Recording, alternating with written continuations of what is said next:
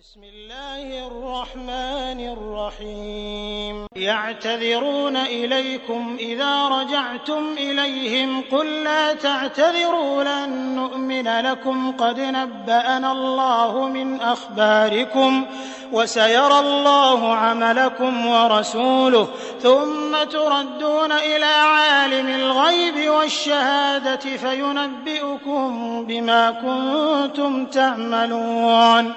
سيحلفون بالله لكم إذا انقلبتم إليهم لتعرضوا عنهم فأعرضوا عنهم إنهم رجس ومأواهم جهنم جزاء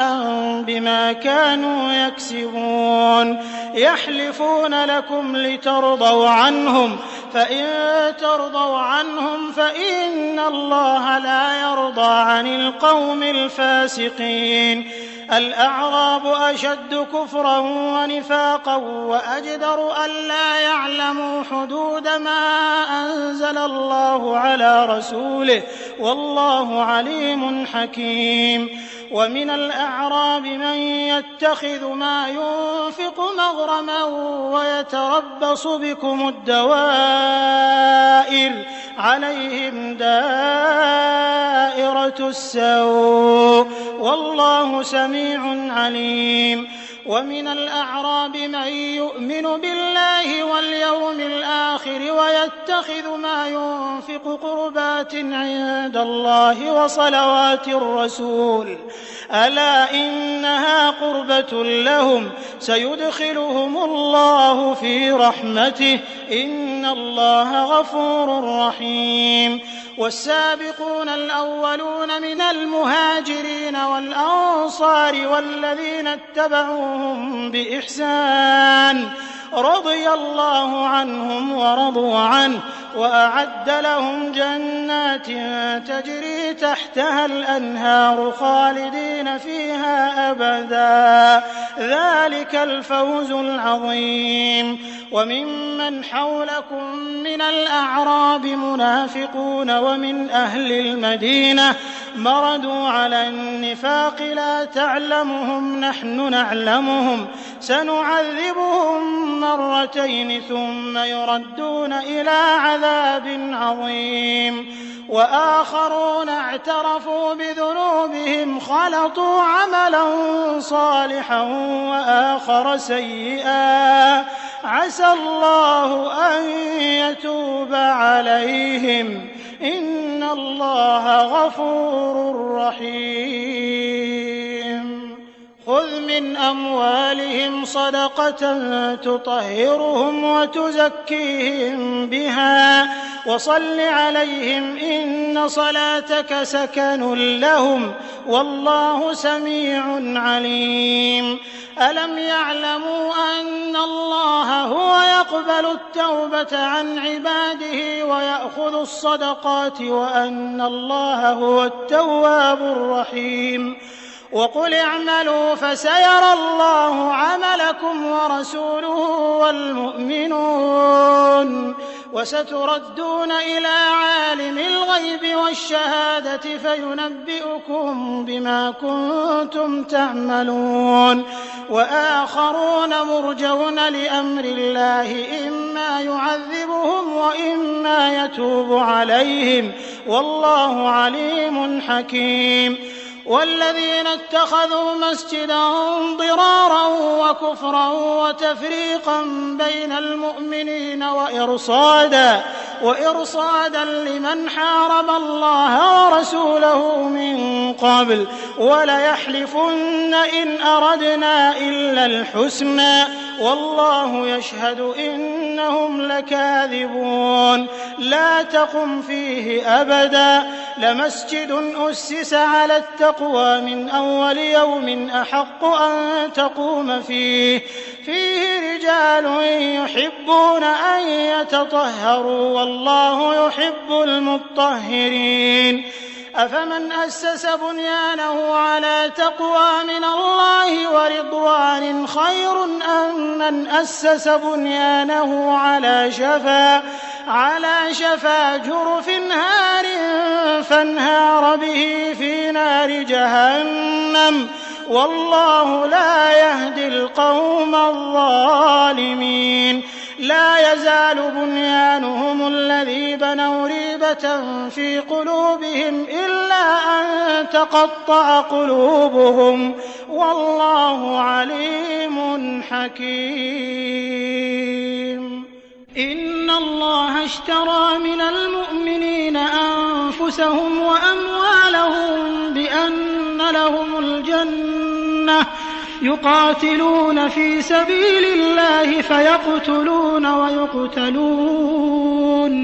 وعدا عليه حقا في التوراة والإنجيل والقرآن ومن أوفى بعهده من الله فاستبشروا ببيعكم الذي بايعتم به وذلك هو الفوز العظيم. التائبون العابدون الحامدون السائحون الراكعون الساجدون الآمرون بالمعروف والناهون عن المنكر والحافظون لحدود الله وبشر المؤمنين. ما كان للنبي والذين آمنوا أن يستغفروا للمشركين ولو كانوا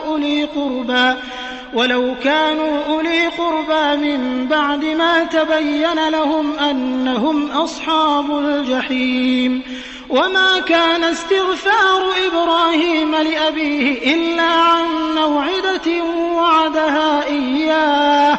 فلما تبين له أنه عدو لله تبرأ منه إن إبراهيم لأواه حليم. وما كان الله ليضل قوما بعد إذ هداهم حتى يبين لهم ما يتقون إن الله بكل شيء عليم. إن الله له ملك السماوات والأرض يحيي ويميت وما لكم من دون الله من ولي ولا نصير. لقد تاب الله على النبي والمهاجرين والأنصار الذين اتبعوه في ساعة العسرة من بعد ما كاد يزيغ قلوب فريق منهم ثم تاب عليهم إنه بهم رءوف رحيم. وعلى الثلاثة الذين خلفوا حتى إذا ضاقت عليهم الأرض بما رحبت وضاقت عليهم أنفسهم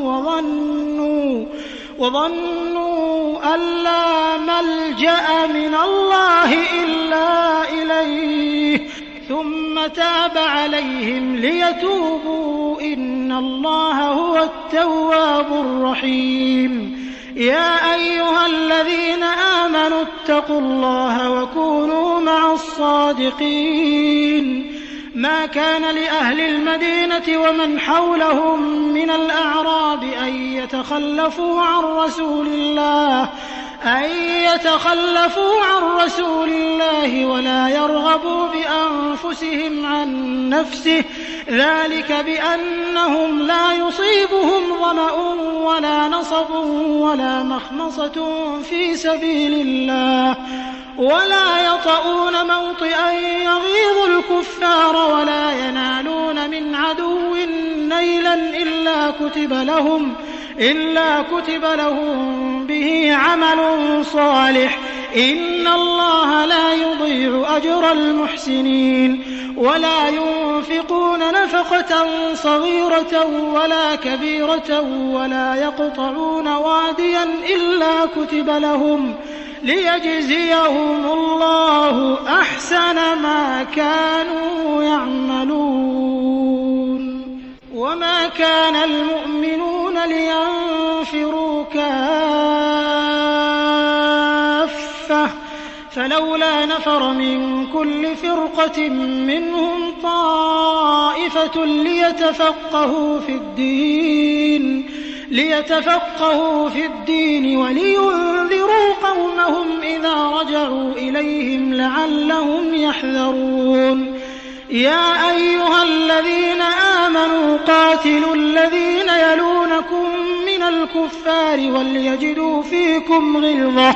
واعلموا أن الله مع المتقين وإذا ما أنزلت سورة فمنهم من يقول أيكم زادته هذه إيمانا فأما الذين آمنوا فزادتهم إيمانا وهم يستبشرون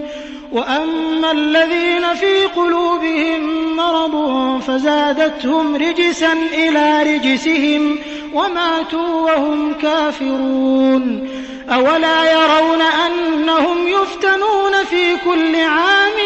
مرة أو مرتين ثم لا يتوبون ولا هم يذكرون وإذا ما أنزلت سورة نظر بعضهم إلى بعض هل يراكم من أحد ثم انصرفوا صرف الله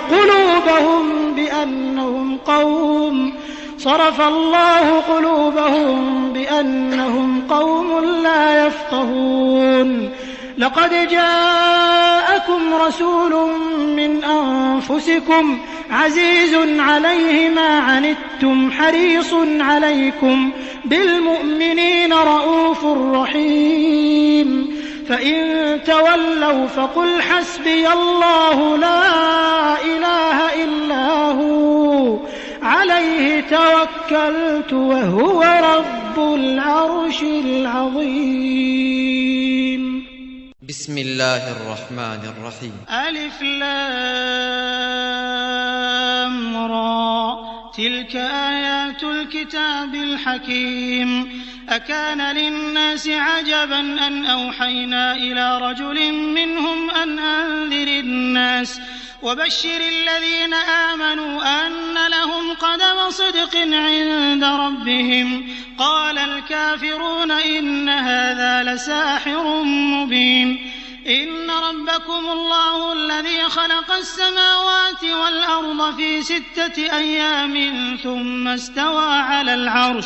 يدبر الأمر ما من شفيع إلا من بعد إذنه ذلكم الله ربكم فاعبدوه أفلا تذكرون إليه مرجعكم جميعا وعد الله حقا إنه يبدأ الخلق ثم يعيده ليجزي الذين آمنوا وعملوا الصالحات بالقسط والذين كفروا لهم شراب من حميم وعذاب أليم بما كانوا يكفرون هو الذي جعل الشمس ضياء والقمر نورا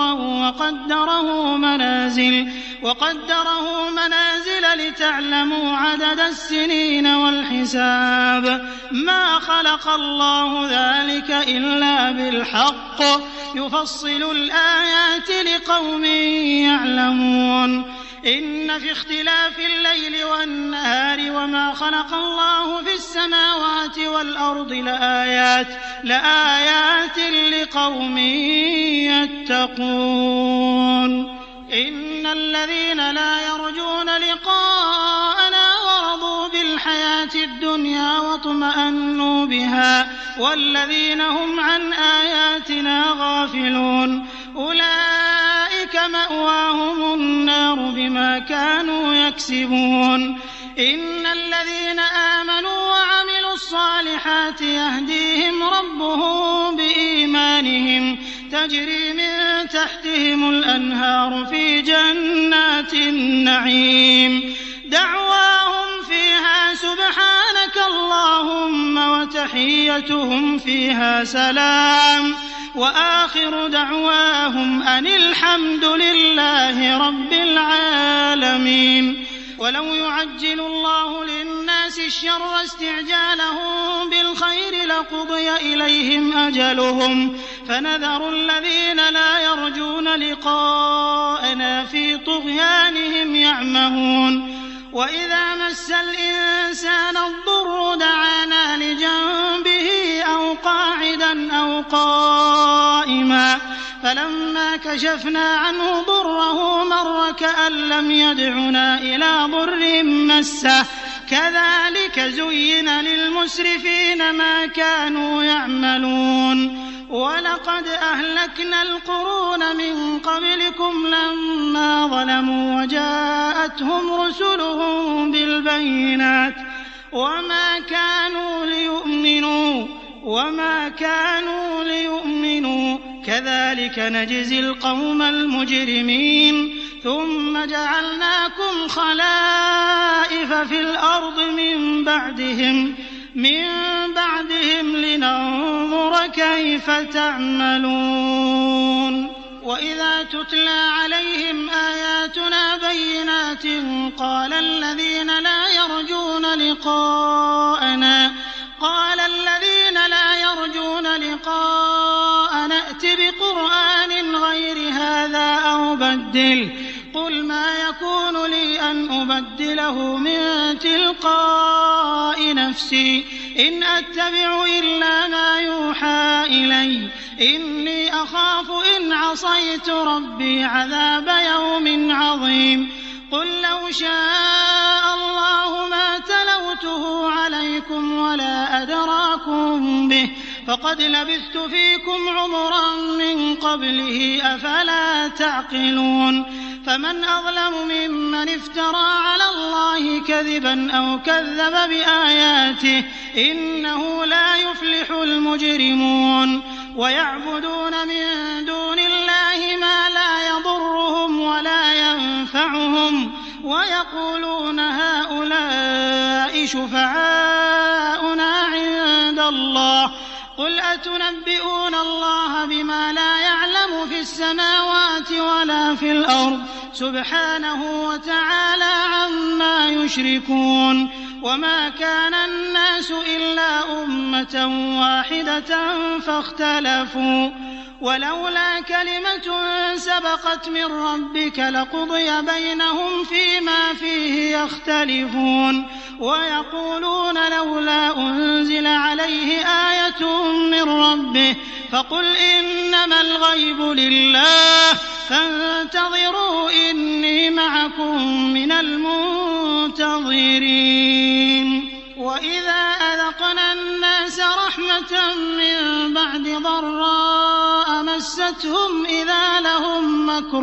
في آياتنا قل الله أسرع مكرا إن رسلنا يكتبون ما تمكرون هو الذي يسيركم في البر والبحر حتى إذا كنتم في الفلك وجرين بهم بريح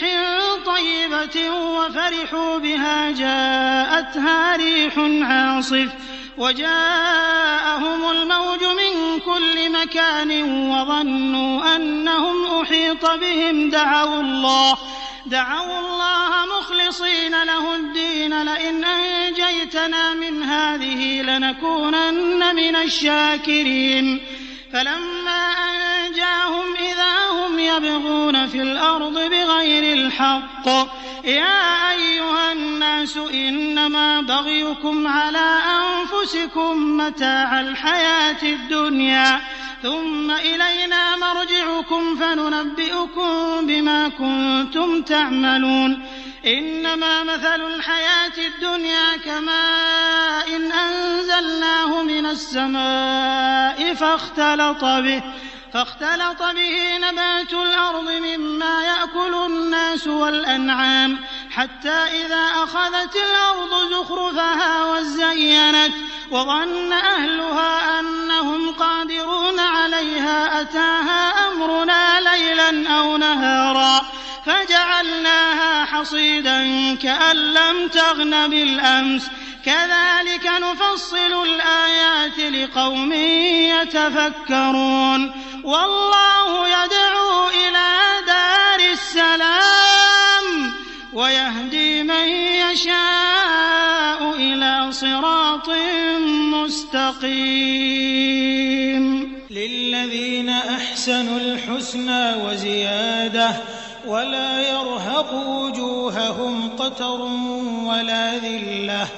أولئك أولئك أصحاب الجنة هم فيها خالدون والذين كسبوا السيئات جزاء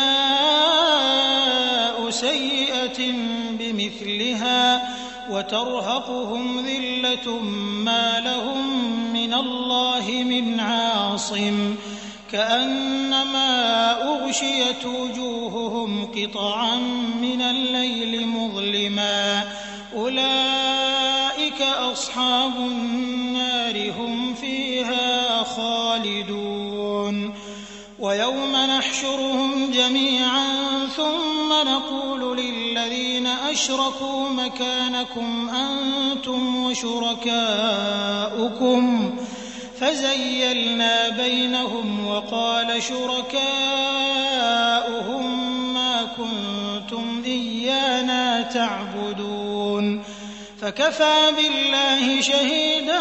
بيننا وبينكم إن كنا عن عبادتكم لغافلين هنالك تبلو كل نفس ما أسلفت وردوا إلى الله مولاهم الحق وضل عنهم ما كانوا يفترون قل من يرزقكم من السماء والأرض أم من يملك السمع والأبصار ومن يخرج الحي من الميت ويخرج الميت من الحي ومن يدبر الأمر فسيقولون الله فقل أفلا تتقون فذلكم الله ربكم الحق فماذا بعد الحق إلا الضلال فأنى تصرفون كذلك حقت كلمة ربك على الذين فسقوا أنهم لا يؤمنون قل هل من شركائكم من يبدأ الخلق ثم يعيده قل الله يبدأ الخلق ثم يعيده فأنى تؤفكون قل هل من شركائكم من يهدي إلى الحق قل الله يهدي للحق أفمن يهدي إلى الحق أحق أن يتبع أم من لا يهدي إلا أن يهدى فما لكم كيف تحكمون وما يتبع أكثرهم إلا ظنا إن الظن لا يغني من الحق شيئا إن الله عليم بما يفعلون وما كان هذا القرآن أن يفترى من دون الله ولكن تصديق الذي بين يديه وتفصيل الكتاب لا ريب فيه من رب العالمين أم يقولون افتراه قل فأتوا بسورة مثله وادعوا من استطعتم من دون الله إن كنتم صادقين بل كذبوا بما لم يحيطوا بعلمه ولما يأتهم تأويله كذلك كذب الذين من قبلهم فانظر كيف كان عاقبة الظالمين ومنهم من يؤمن به ومنهم من لا يؤمن به وربك أعلم بالمفسدين وإن كذبوك فقل لي عملي ولكم عملكم أنتم بريئون مما أعمل وأنا بريء مما تعملون ومنهم من يستمعون إليك أفأنت تسمع الصم ولو كانوا لا يعقلون ومنهم من ينظر إليك أفأنت تهدي العمي ولو كانوا لا يبصرون إن الله لا يظلم الناس شيئا ولكن الناس النَّاسَ أَنفُسَهُمْ يَظْلِمُونَ وَيَوْمَ يَحْشُرُهُمْ كَأَن لَّمْ يَلْبَثُوا إِلَّا سَاعَةً مِّنَ النَّهَارِ يَتَعَارَفُونَ بَيْنَهُمْ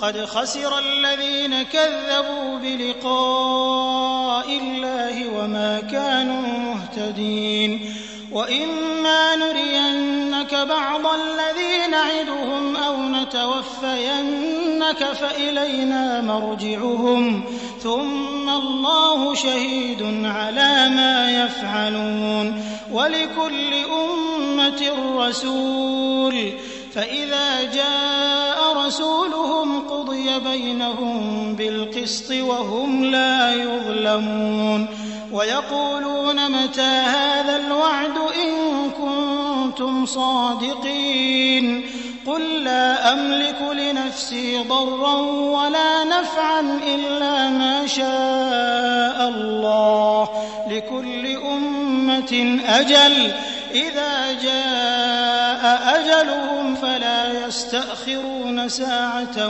ولا يستقدمون قل أرأيتم إن أتاكم عذابه بياتا أو نهارا ماذا يستعجل منه المجرمون أثم إذا ما وقع آمنتم به الآن وقد كنتم به تستعجلون ثم قيل للذين ظلموا ذوقوا عذاب الخلد هل تجزون إلا بما كنتم تكسبون ويستنبئونك أحق هو قل إي وربي إنه لحق وما أنتم بمعجزين ولو أن لكل نفس ظلمت ما في الأرض لافتدت به وأسروا الندامة لما رأوا العذاب وقضي بينهم بالقسط وهم لا يظلمون ألا إن لله ما في السماوات والأرض ألا إن وعد الله حق ولكن أكثرهم لا يعلمون هو يحيي ويميت وإليه ترجعون يا أيها الناس قد جاءتكم موعظة من ربكم وشفاء لما في الصدور وهدى ورحمة للمؤمنين قل بفضل الله وبرحمته فبذلك فليفرحوا هو خير مما يجمعون قل أرأيتم ما أنزل الله لكم من رزق فجعلتم منه حراما وحلالا قل الله أذن لكم أم على الله تفترون وما ظن الذين يفترون على الله الكذب يوم القيامة إن الله لذو فضل على الناس ولكن أكثرهم لا يشكرون وما تكون في شأن وما تتلو منه من قرآن ولا تعملون من عمل إلا كنا عليكم شهودا إذ تفيضون فيه وما يعزب عن ربك من مثقال ذرة في الأرض ولا في السماء ولا أصغر من ذلك ولا أكبر إلا في كتاب مبين ألا إن أولياء الله لا خوف عليهم ولا هم يحزنون الذين آمنوا وكانوا يتقون لهم البشرى في الحياة الدنيا وفي الآخرة لا تبديل لكلمات الله ذلك هو الفوز العظيم ولا يحزنك قولهم إن العزة لله جميعا هو السميع العليم ألا إن لله من في السماوات ومن في الأرض وما يتبع الذين يدعون من دون الله شركاء إن يتبعون إلا الظن وإن هم إلا يخرصون هو الذي جعل لكم الليل لتسكنوا فيه والنهار مبصرا إن في ذلك لآيات لقوم يسمعون قالوا اتخذ الله ولدا سبحانه هو الغني له ما في السماوات وما في الأرض إن عندكم من سلطان بهذا أتقولون على الله ما لا تعلمون قل إن الذين يفترون على الله الكذب لا يفلحون متاع في الدنيا ثم إلينا مرجعهم ثم نذيقهم العذاب الشديد بما كانوا يكفرون واتل عليهم نبأ نوح إذ قال لقومه يا قوم إن كان كبر عليكم مقامي وتذكيري بآيات الله فعلى الله توكلت فأجمعوا أمركم وشركاءكم ثم لا يكن أمركم عليكم غمة ثم قضوا إلي ولا تنظرون فإن توليتم فما سألتكم من أجر إن أجري إلا على الله وأمرت أن أكون من المسلمين فكذبوه فنجيناه ومن معه في الفلك وجعلناهم خلائف وأغرقنا الذين كذبوا بآياتنا فانظر كيف كان عاقبة المنذرين ثم بعثنا من بعده رسلا إلى قومهم فجاءوهم بالبينات فما كانوا ليؤمنوا بما كذبوا به من قبل كذلك نطبع على قلوب المعتدين ثم بعثنا من بعدهم موسى وهارون إلى فرعون وملئه بآياتنا فاستكبروا وكانوا قوما مجرمين فلما جاءهم الحق من عندنا قالوا إن هذا لسحر مبين قال موسى أتقولون للحق لما جاءكم أسحر هذا ولا يفلح الساحرون قالوا أجئتنا لتلفتنا عما وجدنا عليه آباءنا وتكون لكما الكبرياء في الأرض وما نحن لكما بمؤمنين وقال فرعون ائتوني بكل ساحر عليم فلما جاء السحرة قال لهم موسى ألقوا ما أنتم ملقون فلما ألقوا قال موسى ما جئتم به السحر إن الله سيبطله إن الله لا يصلح عمل المفسدين ويحق الله الحق بكلماته ولو كره المجرمون فما آمن لموسى إلا ذرية من قومه على خوف من فرعون وملئهم أن يفتنهم وإن فرعون لعال في الأرض وإنه لمن المسرفين وقال موسى يا قوم إن كنتم آمنتم بالله فعليه توكلوا إن كنتم مسلمين فقالوا على الله توكلنا ربنا لا تجعلنا فتنة للقوم الظالمين ونجنا برحمتك من القوم الكافرين. وأوحينا إلى موسى وأخيه أن تبوأ لقومكما بمصر بيوتا واجعلوا بيوتكم قبلة وأقيموا الصلاة وبشر المؤمنين. وقال موسى ربنا إنك آتيت فرعون وملأه زينة وأموالا في الحياة الدنيا ربنا ليضلوا عن سبيلك ربنا اطمس على أموالهم واشدد على قلوبهم فلا يؤمنوا حتى يروا العذاب الأليم. قال قد أجيبت دعوتكما فاستقيما ولا تتبعان سبيل الذين لا يعلمون.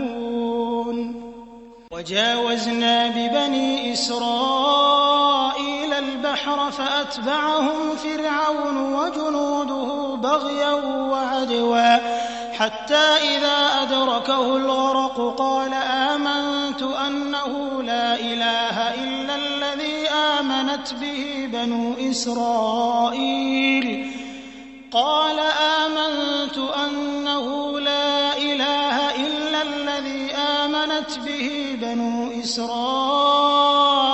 وأنا من المسلمين. الآن وقد عصيت قبل وكنت من المفسدين فاليوم ننجيك ببدنك لتكون لمن خلفك آية وإن كثيرا من الناس عن آياتنا لغافلون. ولقد بوأنا بني إسرائيل مبوأ صدق ورزقناهم من الطيبات فما اختلفوا حتى جاءهم العلم إن ربك يقضي بينهم يوم القيامة فيما كانوا فيه يختلفون. فإن كنت في شك مما أنزلنا إليك فاسأل الذين يقرؤون الكتاب من قبلك لقد جاءك الحق من ربك فلا تكونن من الممترين ولا تكونن من الذين كذبوا بآيات الله فتكون من الخاسرين. إن الذين حقت عليهم كلمة ربك لا يؤمنون ولو جاءتهم كل آية حتى يروا العذاب الأليم. فلولا كانت قرية آمنت فنفعها إيمانها إلا قوم يونس لما آمنوا كشفنا عنهم عذاب الخزي في الحياة الدنيا ومتعناهم إلى حين. ولو شاء ربك لآمن من في الأرض كلهم جميعا أفأنت تكره الناس حتى يكونوا مؤمنين وما كان لنفس أن تؤمن إلا بإذن الله ويجعل الرجس على الذين لا يعقلون. قل انظروا ماذا في السماوات والأرض وما تغني الآيات والنذر عن قوم لا يؤمنون. فهل ينتظرون إلا مثل أيام الذين خلوا من قبلهم قل فانتظروا إني معكم من المنتظرين ثم ننجي رسلنا والذين آمنوا كذلك حقا علينا ننجي المؤمنين. قل يا أيها الناس إن كنتم في شك من ديني فلا أعبد الذين تعبدون من دون الله ولكن أعبد الله الذي يتوفاكم وأمرت أن أكون من المؤمنين. وأن أقم وجهك للدين حنيفا ولا تكونن من المشركين ولا تدع من دون الله ما لا ينفعك ولا يضرك فإن فعلت فإنك إذا من الظالمين وإن يمسسك الله بضر فلا كاشف له إلا هو وإن يردك بخير فلا راد لفضله يصيب به من يشاء من عباده وهو الغفور الرحيم